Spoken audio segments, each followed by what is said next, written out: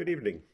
With the start of the war in late February, I and a number of colleagues here in the US, in Canada, and in Ukraine have joined the effort to preserve, protect, and rescue Ukraine's threatened cultural heritage. Objects and collections in museums and archives, and the historic buildings which house them, archaeological sites, public monuments, cemeteries, religious buildings, and the thousands of historic buildings and districts found on the territory of Ukraine. One database of cultural heritage sites includes more than 26,000 entries. My colleague Andrew Fearon, a conservator and faculty member in the Historic Preservation Program at the University of Pennsylvania and a member of the ICOMOS International Wood Committee, and I have been networking with a number of individuals and organizations to create a coalition which we have tentatively called the Ukrainian Heritage Recovery Coalition. Our objective is to collaborate with U.S., Canadian, Ukrainian, and other international cultural heritage agencies and individuals to effectively assist in the planning and implementation, together with Ukrainian specialists, of the following activities: assessment of damages to Ukraine's cultural heritage, documentation of those damages and identification of needed stabilization and conservation, performance of triage by experienced and qualified specialists, engagement in the planning and execution of needed stabilization conservation work, and working with Ukrainian cultural heritage specialists and stewards, resources to develop long-term strategies for emergency planning and preventive measures to ensure the protection of these resources in the future. Other partners to date in this coalition include ICOMOS Ukraine.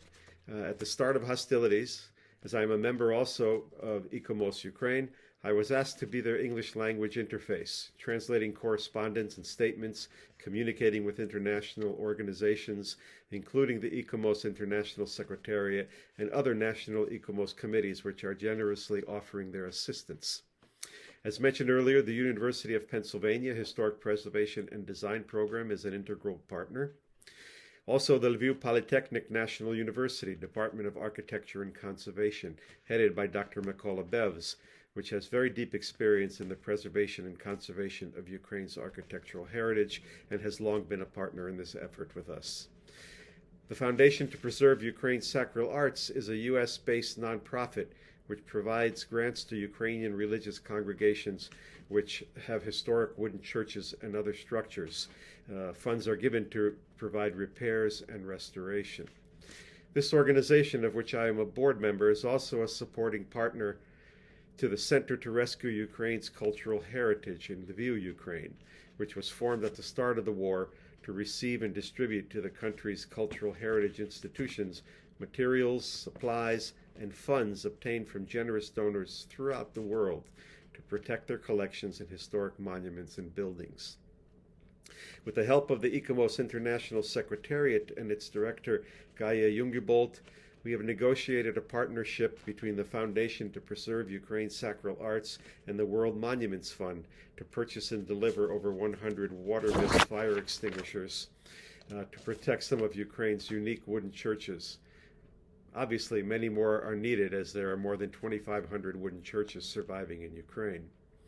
Another close collaborator in this effort is the Heritage Emergency Rescue Initiative, also in the western Ukrainian city of Lviv, formed with the support of the Ministry of Culture. This organization and its head, Ihor Pashevailo, have broad contacts with many international cultural heritage organizations and are taking a lead in developing and coordinating longer-term plans for rescue, assessment, documentation, and recovery of Ukraine's cultural resources with such agencies as ICORP, ICROM, Blue Shield, ICOMOS, and the ICOMOS Wood Committee. Finally, a conservator in our group, Yuri Anchishin, a principal of period furniture conservation in New Jersey, has reached out to a network of U.S., international, and Ukrainian conservators and has created and launched a platform for exchange of information among conservators. The Institute of Conservators in the UK and NEMO, Network of European Museum Organizations, has created similar platforms and centralized communications regarding the collection and delivery of materials to the Center to Rescue Ukraine's Cultural Heritage in Lviv and to other regional centers in Ukraine. Our working coalition, given our varied expertise and connections, is prepared to focus our efforts in the area of the protection, documentation, and recovery of Ukraine's wooden sacral buildings and resources. But our collaborations and activities are much wider and will continue to be so. We are prepared to work with many different and other organizations as well. Thank you for your attention.